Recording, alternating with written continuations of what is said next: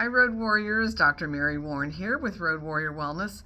We have been discussing sleep and good sleep and sleep patterns during the last few visits that we've had.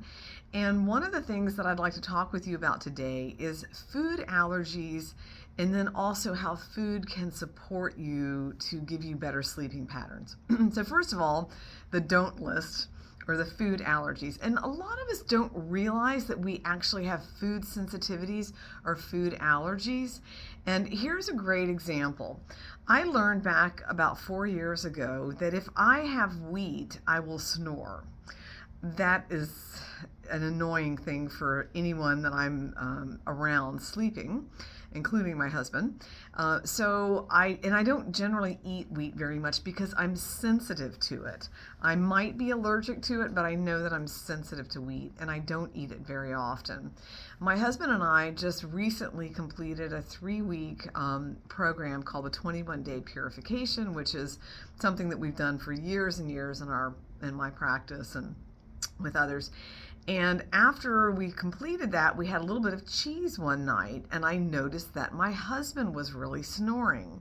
So he is sensitive to cheese, and unfortunately that can create snoring for him. Now, we think, oh, well, snoring, what's the big deal? But if you're snoring, that means you're mouth breathing. So you're really not breathing through your nostrils or your nose, which is ideal. It is ideal to be breathing through your nose and your mouth, but as much your nose, if not more so, than your mouth.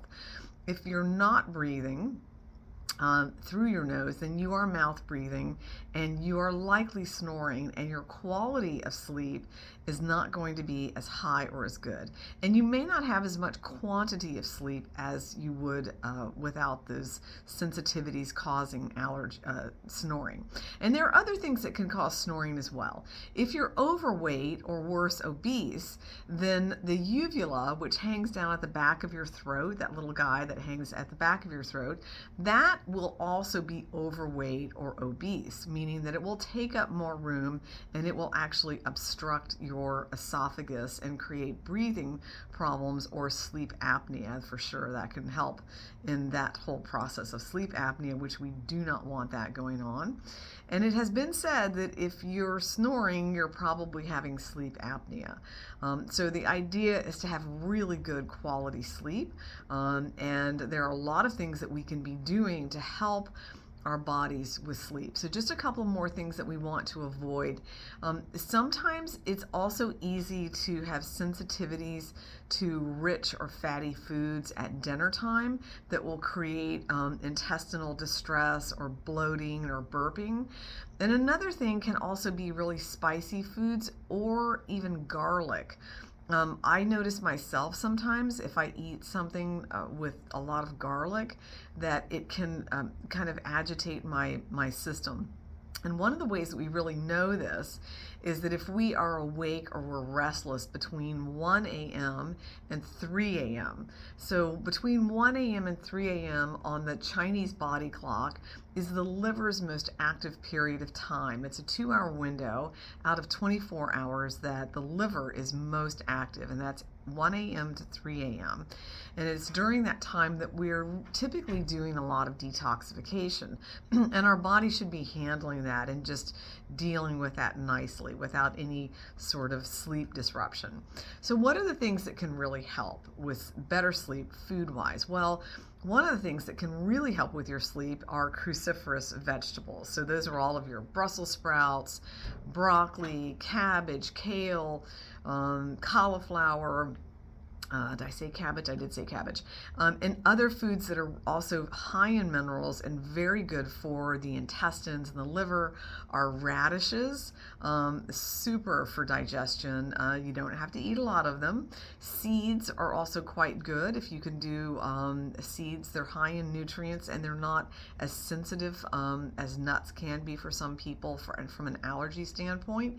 Again, we want to try and eliminate or minimize the things that create allergies. So cruciferous vegetables, always a good way to go. This time of year, you want to really stick to those hard squashes. Those are going to be really rich in yellows and oranges that have their own beautiful biochemicals that are really supportive and helpful for not only digestive but mineral content, and you're going to cook them, so they're going to be building and warming for the intestines and the gut.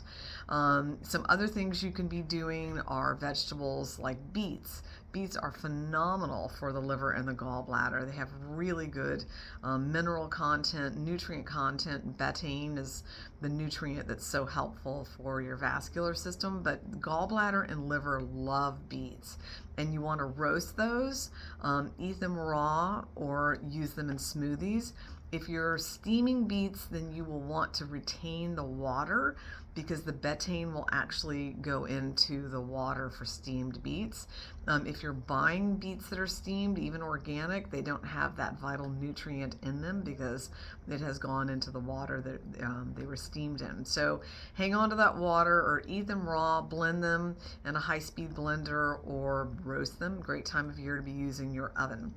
So I hope these food ideas will help you get better sleep from eliminating things that can be agitating and bringing things on board that can be healing and supportive. All right, Road Warriors, I'll see you next time. Stay well.